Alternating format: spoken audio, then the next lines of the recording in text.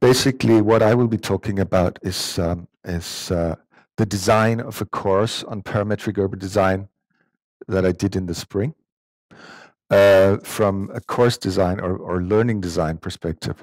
So it is going to be touching upon parametric urban design, but the main topic of my talk is going to be on how to design this learning experience. And before I start, I have to make a confession. I am a man of faith. I firmly believe that there are better ways to spend time face to face with your students than giving lectures. Which is also slightly why I feel standing here in front of you now is almost an act of heresy. But as I'm now in Spain, maybe I can ask for absolution after the talk. So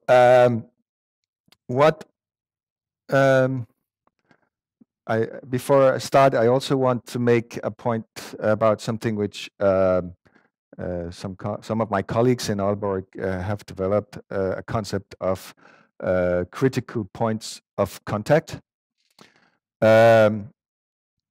It relates to how we interact with the physical world and with its artifacts. And if we are to think about how you as a university student or student of higher education interact with your studies, you may think of something like this: a university campus. So this would traditionally be where you go to interact with your study program. This is the library. There will be lecture halls. There will be fellow students, etc., etc. But due to the developments in technology, what might very well increasingly be your critical point of contact as a student of higher education with your university program might be this little thing. And based upon this idea, I kind of tried in the design of the course that I'm going to talk about to take it to its extreme. The details are in the paper. I will not be reading from the paper or being very, my talk will not be very close to the paper. But I of course do recommend you reading it. So I would try to elaborate more broadly on this experience of designing this course on parametric urban design. So designing a parametric urban design as an educator, as an instructor, the question you might ask yourself would be, what is it and how do I convey the knowledge of what is parametric urban design? Well, in this case, it turned out it's much more relevant due to the nature of how to do parametric design to reflect on how do you do it. Because this course was designed for fourth semester architecture and design students in an engineering program, meaning that these will be bachelor students in their second year. And from the first day, we do, of course, train them to do design. And then when it comes to parametric design, we suddenly ask them to write. Because parametrics is about writing code, computer code, you may say, in order to make the computer do the design. So rather than designing the objects, you design the rules for designing the objects. And so basically what the students had to do in the course of this teaching course was to write lines and lines of computer code. Well, you may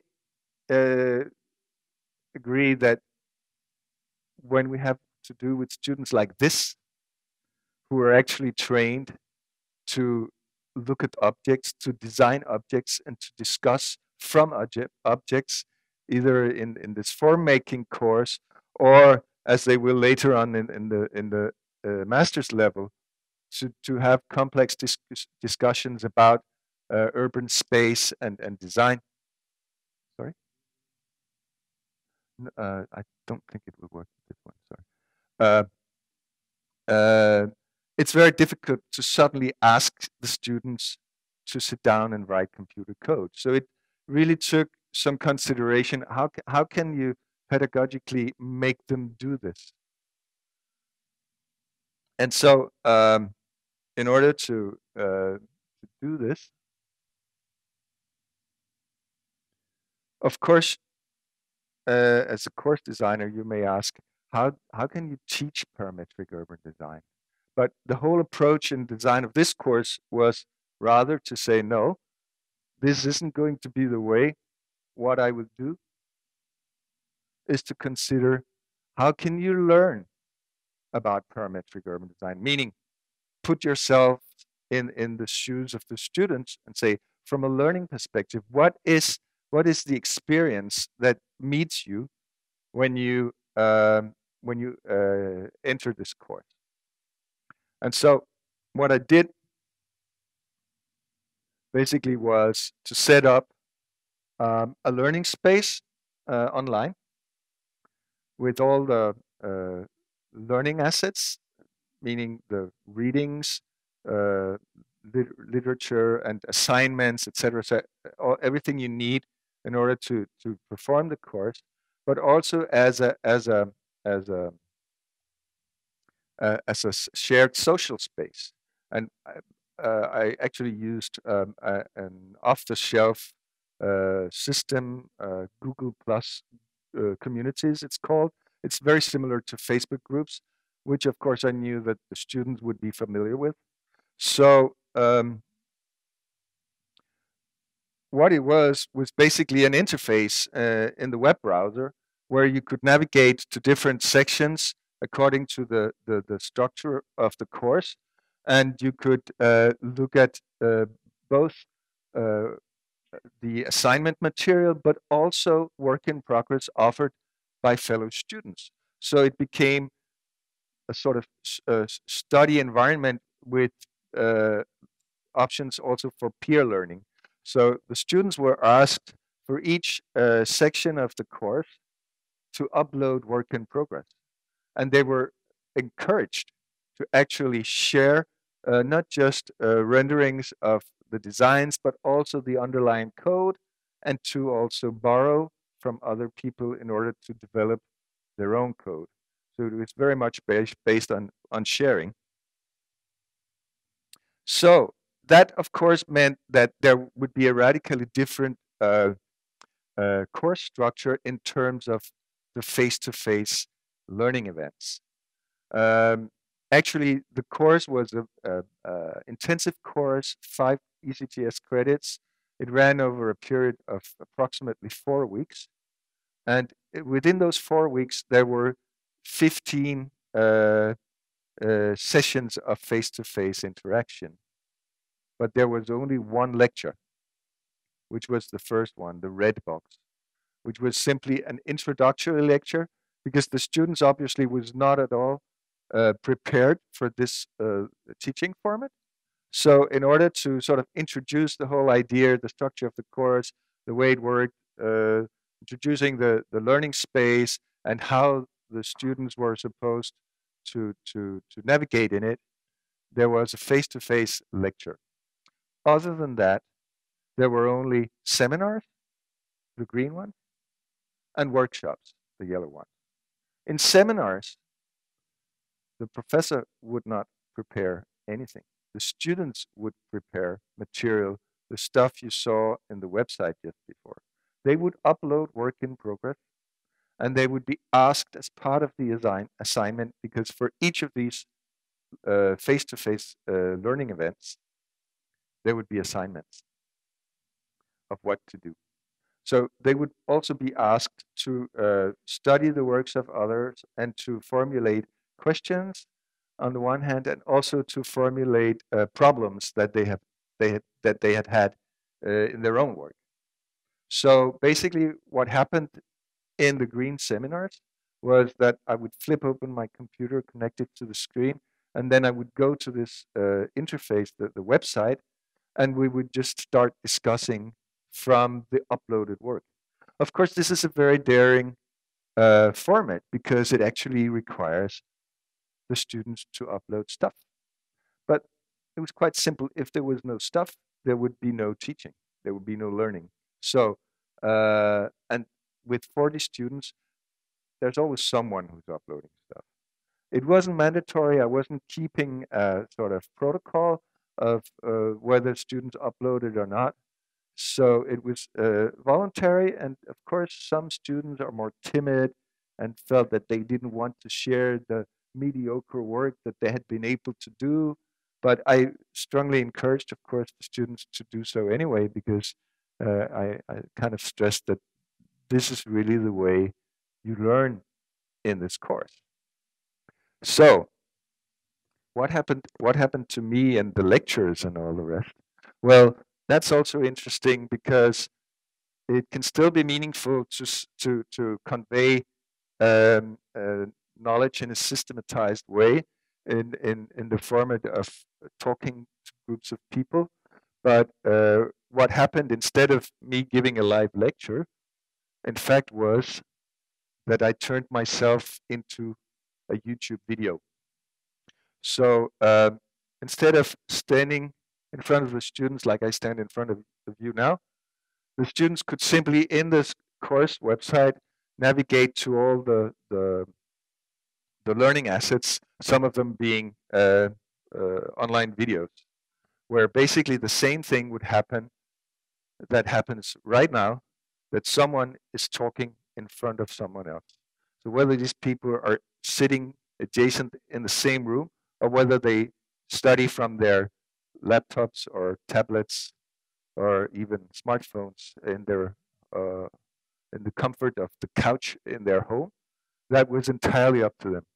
So basically, this meant that I could free up a lot of time, which would otherwise have been spent giving lectures, for, on the one hand, the seminars and the workshops being, of course, one-on-one supervision, problem solving. I want to do this and that. How can I do this? Or this approach keeps troubling me, etc., etc. But it also freed up time for me to be virtually present between live sessions, because obviously students would work between live face-to-face events. And whenever they had questions, they could also use this online forum to ask questions. And those, of course, would be visible to everyone, not just to me, but also their fellow students. So that actually opened up the potential of the students of helping each other out, even though some of them, as it turned out, preferred to work more from home than they would otherwise do. Why would they have to go to campus when they could sit at home in front of their laptops, concentrating on their work, and they could still be in contact with the fellow students? And also, whenever I had the time available to check whatever questions the students would have, my phone would buzz in my pocket, and I would know there's a student who has a problem. And whenever I would have the time, I could take out my phone and I could give an answer to the best of my abilities. So, apart from accessing previously uploaded learning assets, of course, what the students would also do was to interact with each other in this format, not just watching each other's work as it would be uploaded, but also discussing, hey, this is cool. How did you do that? Or does anyone know how to achieve this or that effect? And that turned out to be incredibly helpful in terms of having the students actually engage into this very alien approach to design of writing computer code, which none of them had any prior experience of doing. But once the students managed to do little results, that was mutually encouraging and they would see, oh, this can actually be got done, and maybe I have no clue as to how to get started, but I can then just grab someone else's code and I can try to analyze the code and moderate it, modify it, or even expand it. So uh, through the extension of the course, the works that the students would upload to the site would be increasingly sophisticated. So in that sense, what really happened was that a space was established for the students to interact on their own, which of course they could also do. Would they have been sitting together in the studio? But here, uh, rather than just asking your peers in your uh, immediate vicinity of the cubicle where you sit, or someone else at the canteen table or something, all questions would be accessible to all and could be responded to by anyone. And uh, gradually, the students actually managed to do quite sophisticated stuff. Like on the building level, they were able to incorporate parameters to control different aspects of facade design. And on the building block level, different typologies uh, could be developed parametrically in order to sort of define different typologies. And of course, apart from learning the mere um, the mere craft of coding and using the parametric software, this also gave the students a completely new way to analyze design and analyze form. Because if you look at form parametrically, well, the building to the left, at some point, it has a void in the interior which disappears. So, what is a cube other than um, um, a plot edge building with no hollow part inside of it? So parametrically, it also adds a new understanding and a new way of analyzing design. But also, as this was a parametric urban design course, on the urban level, the student also, towards the end of the course, managed to incorporate geographical parameters in terms of different densities or uses or other aspects of urban space, which then could be controlled parametrically. And actually, I'm pretty convinced that this would never have happened. The student starting out with a blank sheet, please write some code, and then 4 weeks later, they could actually design something like this, had it not been for this collaborative format of the course, which was enabled through this online course space that was designed. And I think in retrospect, even though there were lots of criticisms to be made about the way the course was designed, it was a first shot at it, and the details are in the paper. Um, I think in general, the students were positive about uh, this format of learning, and I think one of the most important reasons for this, in fact, had to do with the fact that this online space, in combination with the face-to-face learning activities, actually created a space which allowed a kind of social presence, meaning that they were not alienated by this online interface.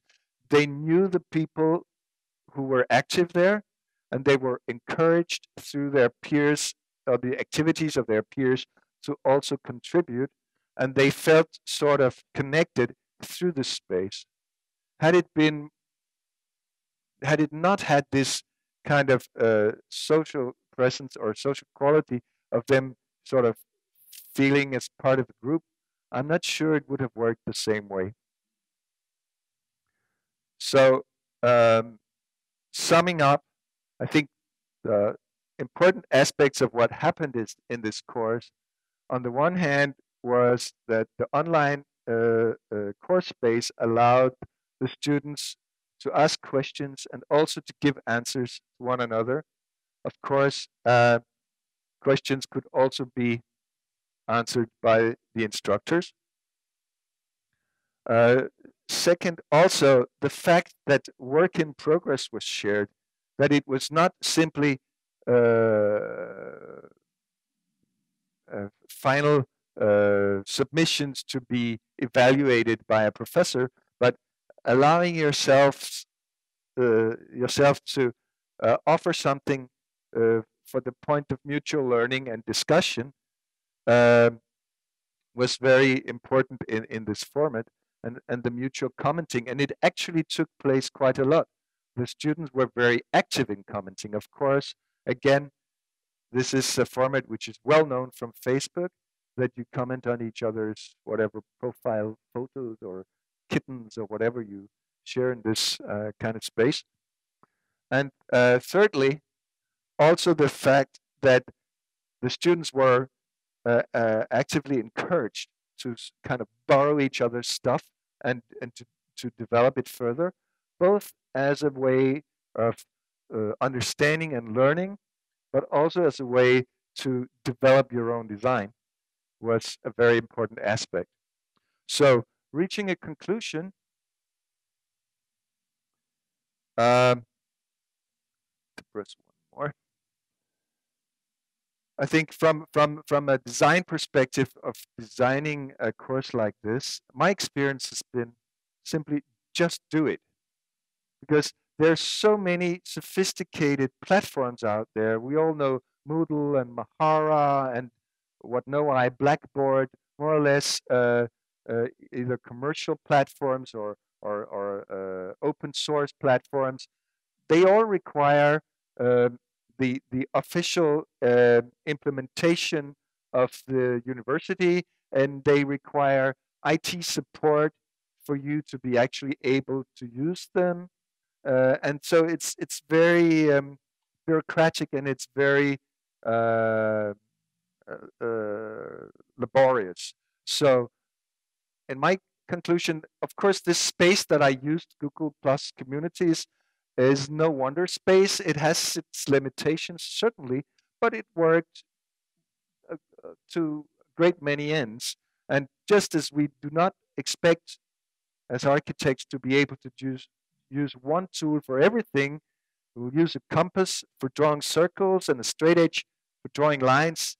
We shouldn't necessarily ask of a platform like this to be able to do everything, grading or signing up or blah, blah, blah. There are so many aspects which we can just leave to whatever other tool may be out there capable of doing that.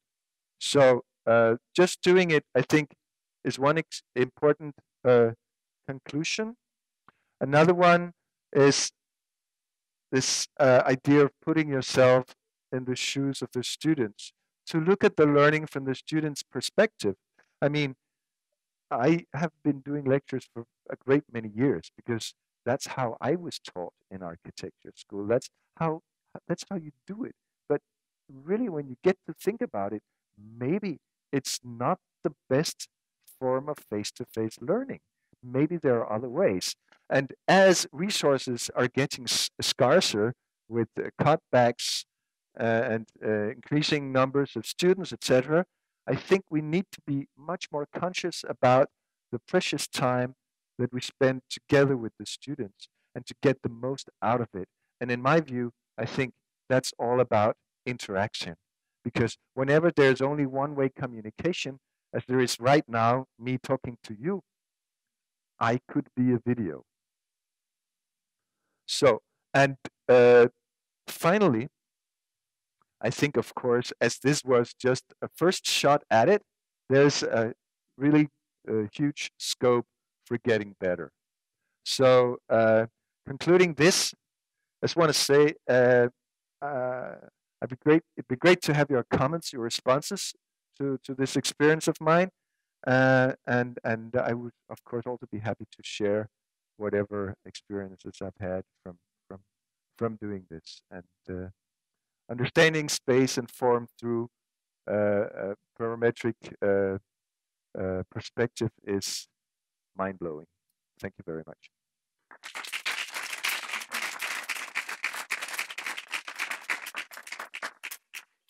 And of course, one more thing. This little earpiece means that now this thing was recorded. So now I am a YouTube video.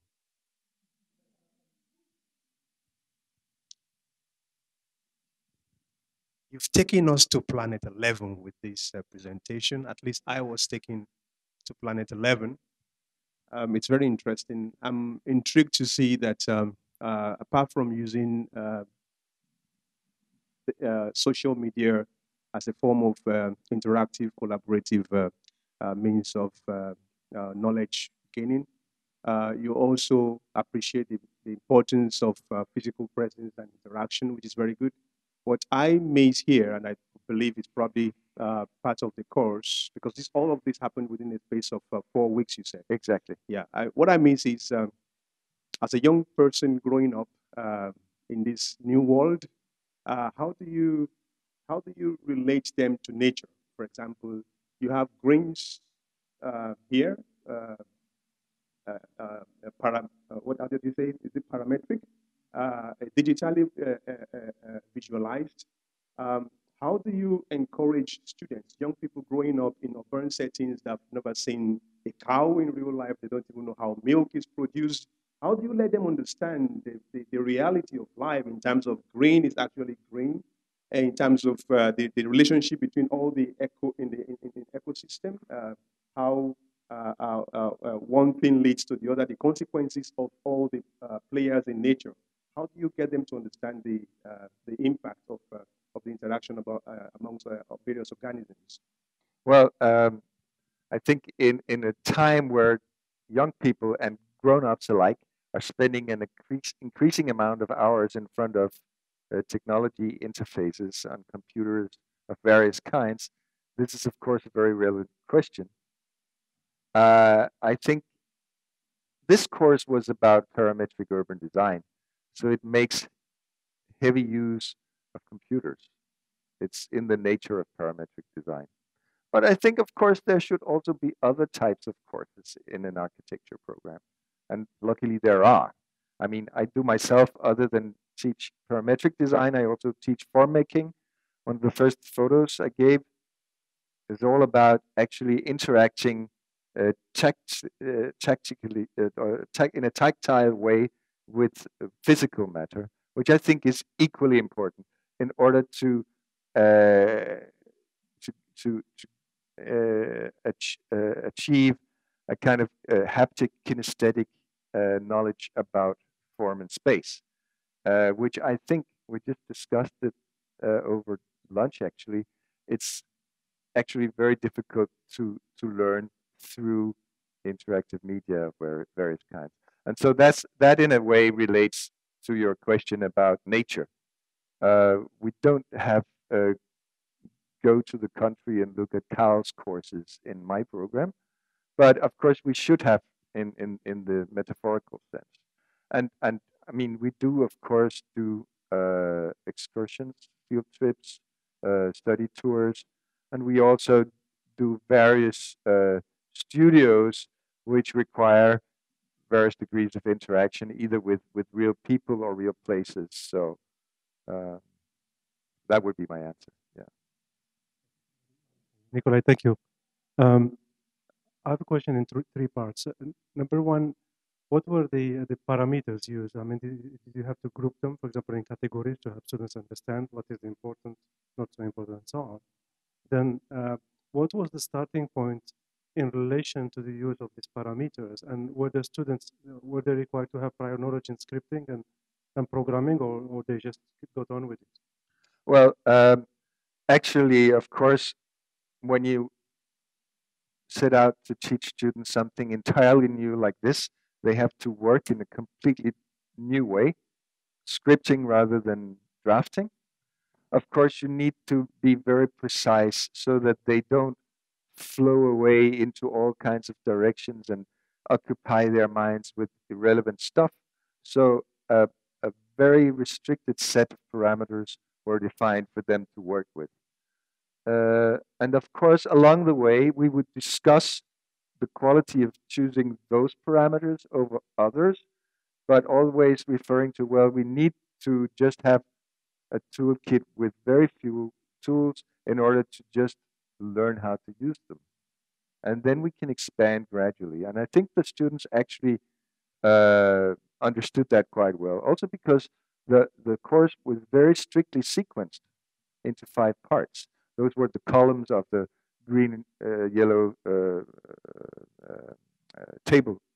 So each section of the course would have an introductory or a seminar where the students would do kind of brainstormings individually or in discussion with their peers to the particular topic of that section. And then there would be troubleshooting in the workshop. And then they would come up with the next iteration of work in progress for the concluding seminar of that particular section. And then there would be a new section, etc. So in that sense, I think this way of, and it's something that I've experienced also in doing other kinds of courses. I mostly do courses that involve some kind of workshop format. Like in form making, it's obvious you need to actually craft stuff. And then my experience has been that if you have a high frequency of doing and discussing and doing and discussing, you get many more iterations of reflection and understanding, which will loop back into the process. So it's a very efficient learning format, in fact, that you get to work on your own. That's where you interact either with the subject matter of start or form or whatever, foam or whatever, or with the computer program. And then you share and you discuss and you reflect and you listen to your peers and they have had other problems and other reflections. And then you get new ideas for the next iteration. So that's basically how I prefer to structure it. Any other questions?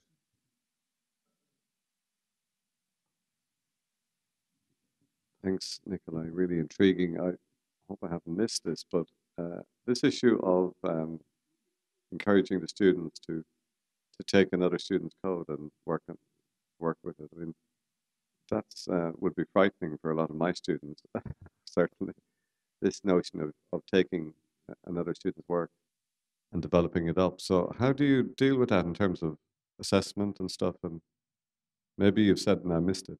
So No, I didn't. And it's a very relevant question, of course. My students' major concern would be something of the sort. Well, how can you tell by evaluating this course that I did my own code and not just nicked someone else's code? And I would answer, well, I can't. But that's not the evaluation criteria anyway, because understanding parametric design is not the same as being able to write your own code. The code sort of is a lever to being able to work with parametric design. And as this is not, the course, even though it may look like it, was not a skills course in the sense that in this course, you will learn to use this parametric design software, and you will be graded according to the level of skill that you have achieved by the end of the course. Then, of course, I would need to do something completely different.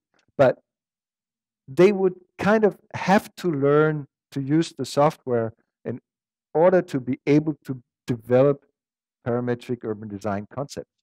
So the final grading was actually about their personal reflections on how to use this software and giving examples of how parametrics work. So it was sort of one step away from all the coding stuff, because I don't consider myself like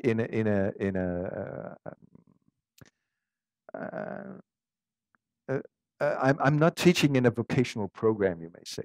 So this is not about skills per se. Skills are necessary, but in an academic program, I think skills is something that you pick up along the way as a means to be able to do creative work on an academic level. So that's basically what was my approach to this. Follow-on question, if I may, is that would you see an architectural design project being run in a similar way?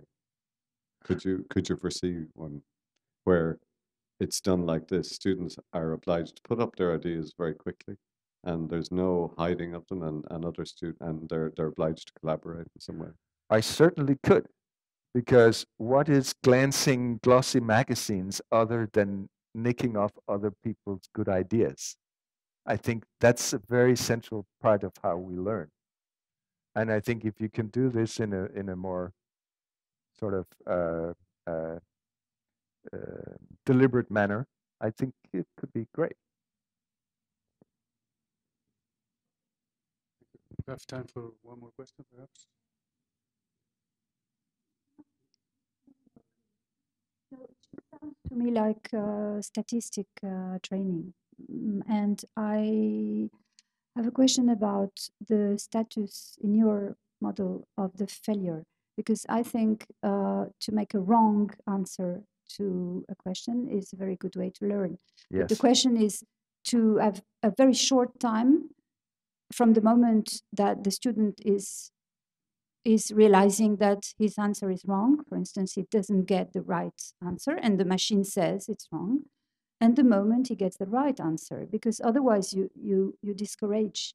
And this is why, for instance, when we teach statistics, we have to not to be face to face all the time, but to be face to the machine together. Because if you spend even 2 days with the students being left alone with his failure, it's very discouraging. But I don't know if it's... No, I understand. I think I understand your question, and it's very spot on, in fact, because the colorful table I showed you was actually a lie.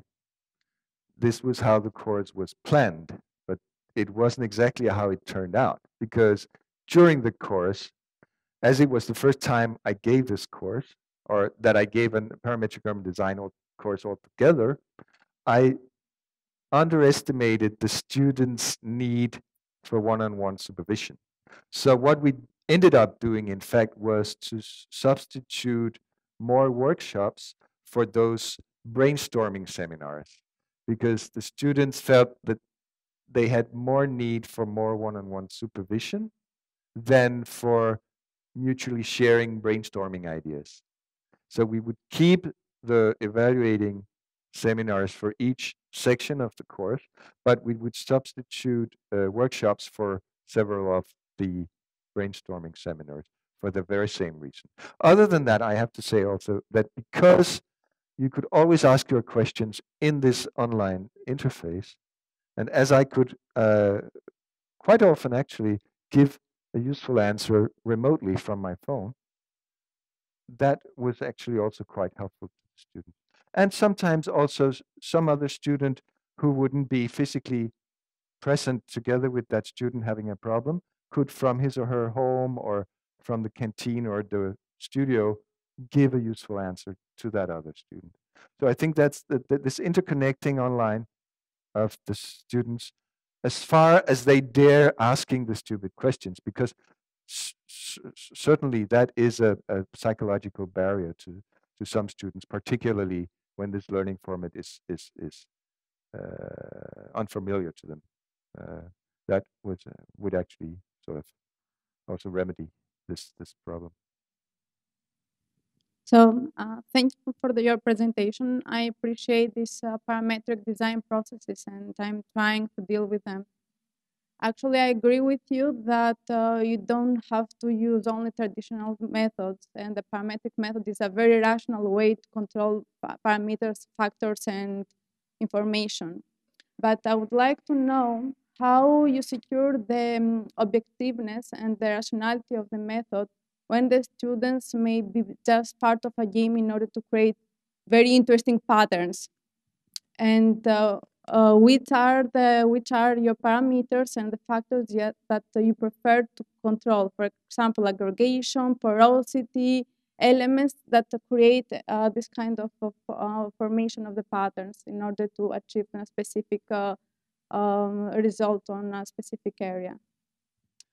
Well, it's a relevant question, but maybe in a different context other than an introductory course to parametric urban design, because it's totally clear that parametric design still requires the designer to take normative decisions, to take a stance.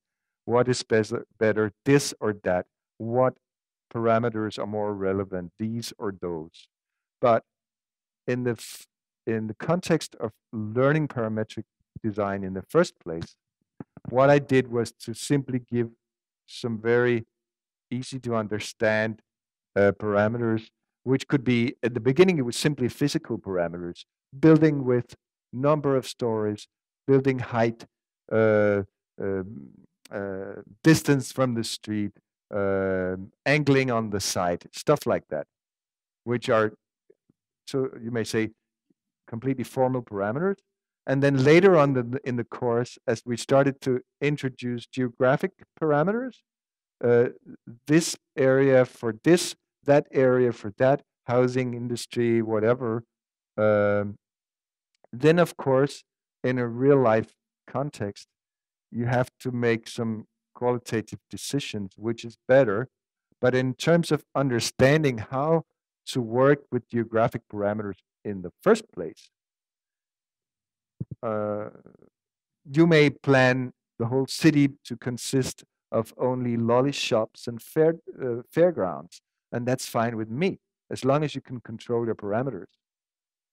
So that's not really the topic in this course, which is about understanding how to work parametrically, both in terms of controlling the technology, but also in terms of thinking and designing parametrically. But as soon as you start applying parametric design in the context of the design studio, then of course you need to be have great many discussions about what are the parameters that we want to incorporate, how do we want to control them, which ones work for this and which ones work for that, etc.